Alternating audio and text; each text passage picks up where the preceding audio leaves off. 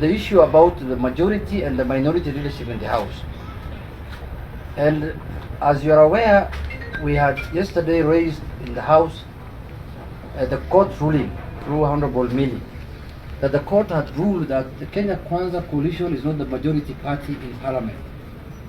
And the court categorically said majority party in parliament is decided through the sovereign will of the people. It is only in Kenya where majority party and minority party in parliament is decided through defections. So when you defect from one party to another, you add numbers to the other one, and without consulting the people who elected you. Secondly, the contradictions in the Speaker's rulings. Initially, in his first ruling that was quashed by the court, he ruled that the 14 members who are in UDM and those other parties, he gave them to Kenya Kwanza, as you remember. Today he has turned around again saying they are not in any party. They are in purgatory. They are held up somewhere. Nobody knows where they belong to. Purgatory, yes.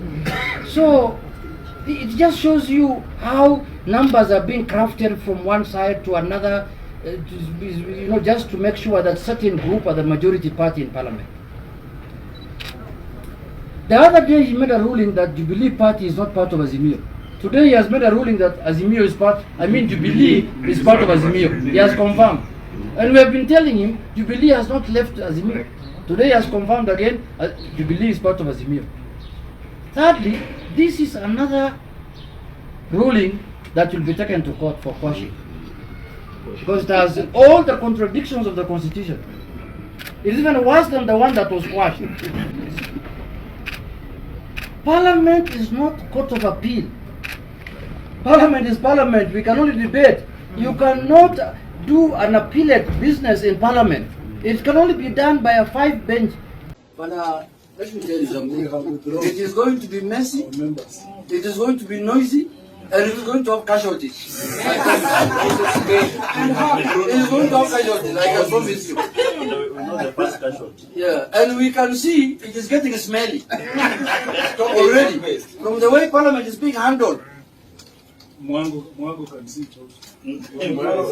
We don't feel any broad-based arrangement in Parliament. There is nothing. Broad-based is in the executive only. Parliament has no broad-based mechanism. We are not there. So, with the permission of my fellow colleagues, I have told you it's not going to be business as usual. Correct. And we have withdrawn our members from the House Business Committee. Yes. I am sure they have just said, as many of that opinion we will de-whip them if they put them there. Yes. They will have their own House Business Committee, their own. Which will also challenge in court, in public, in private, everywhere.